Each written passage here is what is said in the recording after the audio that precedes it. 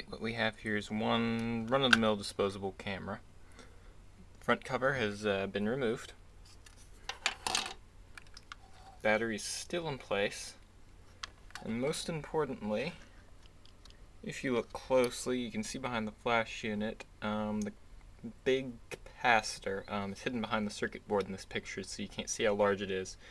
It's probably about an inch long, quarter-inch in diameter.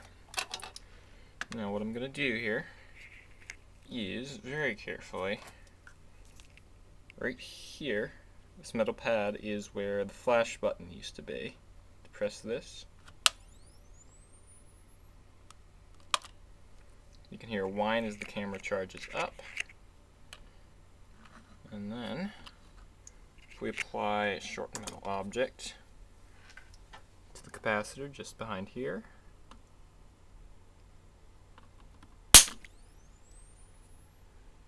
get a good spark. Once more. And that is how you can get yourself in serious trouble with a disposable camera anyway.